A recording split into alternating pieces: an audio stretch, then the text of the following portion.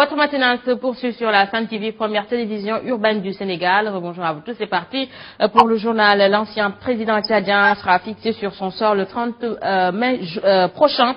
Ainsi prend fin les débats autour du procès. Hier, dernier jour, les avocats de la défense avaient la parole et c'est sans grande conviction qu'ils ont demandé l'acquittement de leur client. Maître François Serres dit meurtri de la volonté du chef de l'État à vouloir plaire à tout prix à la Cour pénale internationale, et le défaitisme de l'avocat est partagé par les sympathisants du président Hissène Habré qui déclare attendre le verdict sans grand espoir. Ici le compte rendu de Momada Wanjai.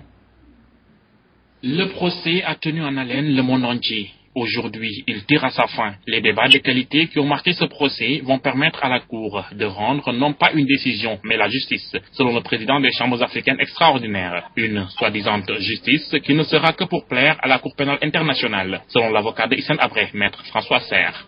Il y a des responsables politiques. Il y a un premier magistrat de ce pays.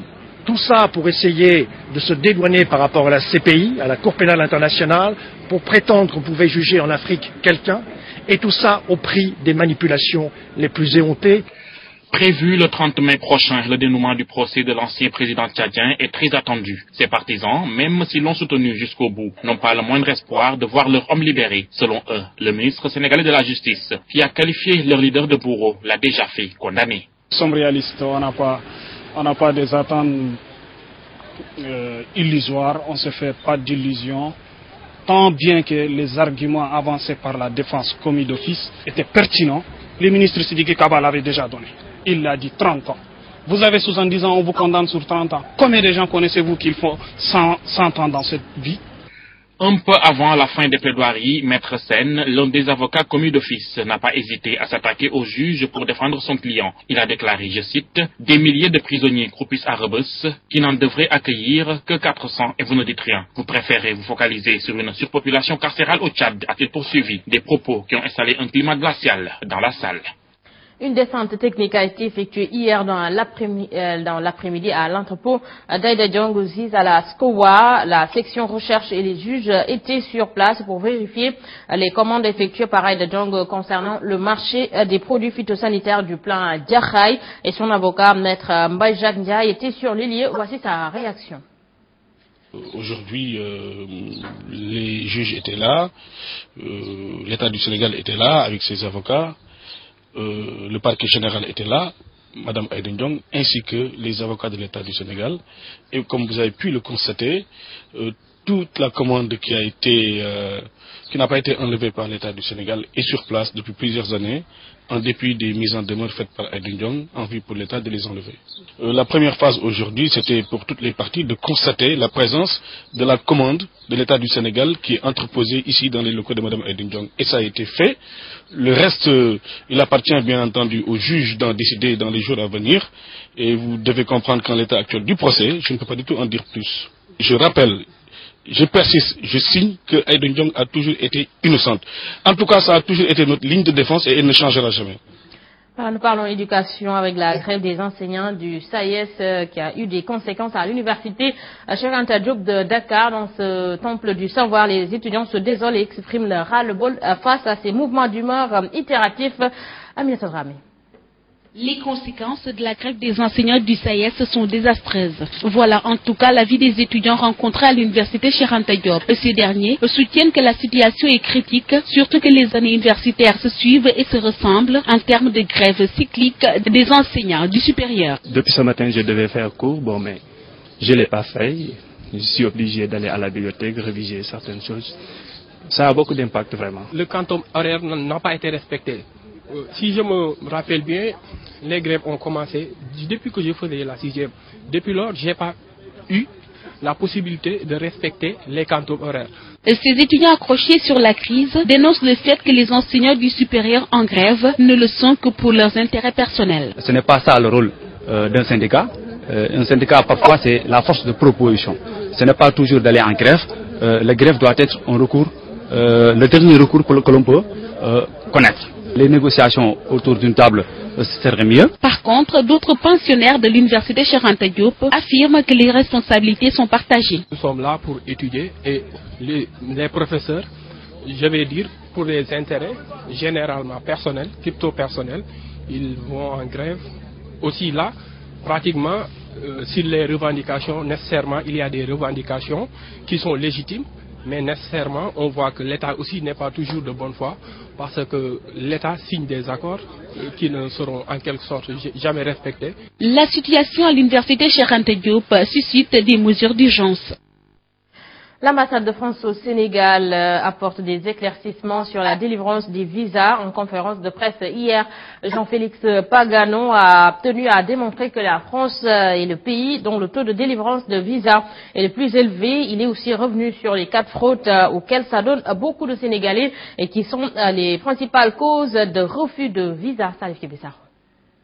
Parce que les Sénégalais profèrent toujours des critiques sur sa façon de délivrer les visas, l'ambassade de France a voulu tirer les choses au clair à l'occasion d'une conférence de presse. Jean-Félix Pagano soutient que la France est le pays dont le taux de délivrance de visas est le plus élevé au Sénégal. Tout dossier satisfaisant fait l'objet d'un traitement rapide et de la délivrance d'un visa. Total des visas délivrés, 26 000. Dont visa Schengen, court séjour, 20 555, et parmi lesquels il y a un tiers de visas de circulation avec une validité pouvant aller jusqu'à 5 ans. S'il y a un point sur lequel l'ambassadeur a beaucoup insisté, c'est sur la fraude. Selon lui, beaucoup se voient refuser le visa parce qu'ils ont fraudé. Un délit selon lui qui peut avoir d'autres conséquences. C'est d'abord un délit. C'est une faute grave, c'est la volonté de tromper le consulat, mais les conséquences sont graves, parce que cela se traduit, une fois que la situation a été clairement identifiée, par une interdiction de visa de 60 mois. Selon Jean-Félix Pagano, il n'y a pas de raison qu'on refuse le visa à quelqu'un qui est en règle, même si cela peut souvent être le cas. Dans un tel cas, il a décliné les voies de recours à emprunter pour que le préjudice soit réparé. L'aviculture et le maraîchage, deux activités auxquelles s'adonnent principalement les femmes de Taïba Ndiayène grâce à l'appui du Japon. Malgré la rentabilité de ces activités, les femmes sont confrontées à d'énormes difficultés relatives surtout au matériel agricole. Elle invite le gouvernement à apporter son soutien vu que le Japon a déjà apporté sa pierre à l'édifice. Fatoulaye Mbedjo.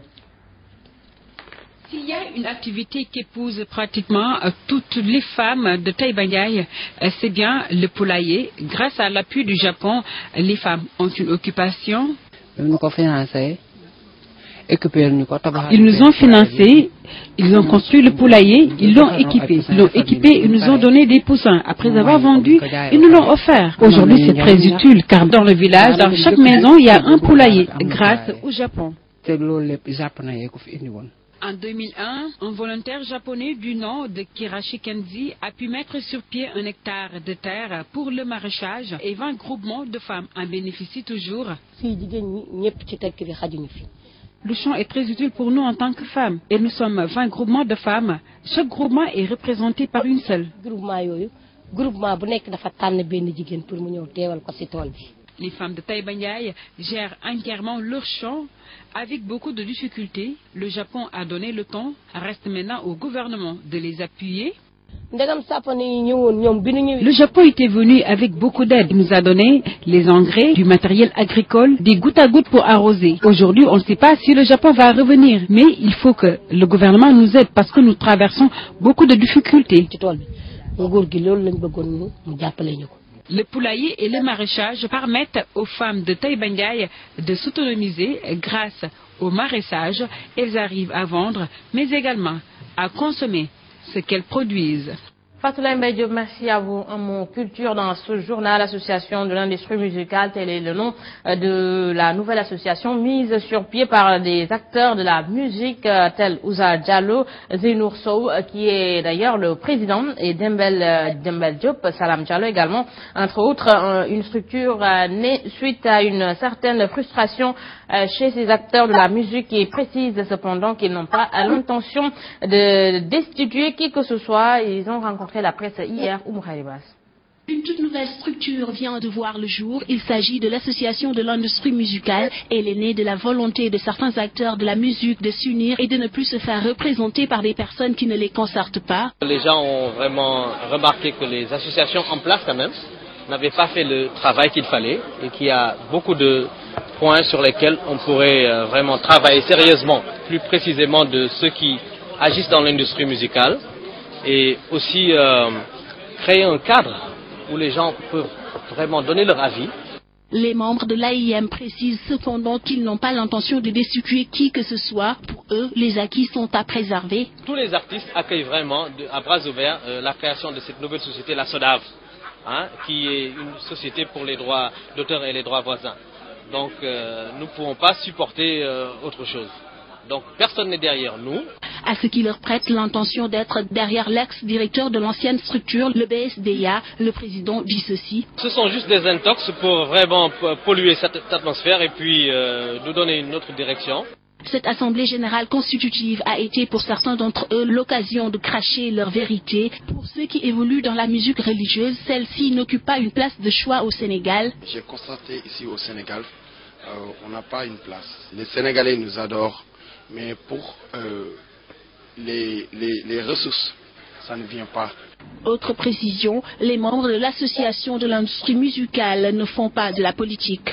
Voilà, Oumou Haïbas, merci à vous. Et puis nous parlons de l'actualité internationale. Le président sud-africain Jacob Zuma a été de nouveau malmené hier soir lors de son discours à la nation, alors qu'il empêtrait dans une série de scandales, une intervention annuelle devant le Parlement pour présenter sa politique pour l'année à venir. Et sans surprise à peine a-t-il pris la parole qu'il a été interrompu par les députés du parti radical de Julius Malema, le leader des combattants pour la liberté économique, avait prévenu qu'il interpellerait le chef de l'État sur sa gestion du pays.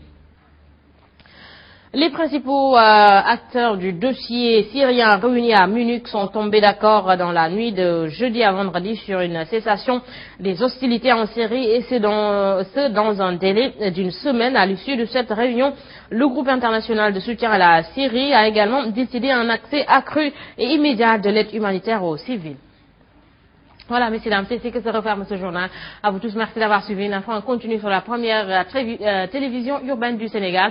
Je vous retrouve à 7h30 avec Bamba Ndiaye pour la revue des titres en Wolof. 7h45, c'est le journal. Et tout de suite, restez en compagnie de Sen Coach qui s'installe dans Sen Gym. Quant à moi, je vous retrouve à tout à l'heure. Voilà, bon réveil matinal à vous tous et bonne journée.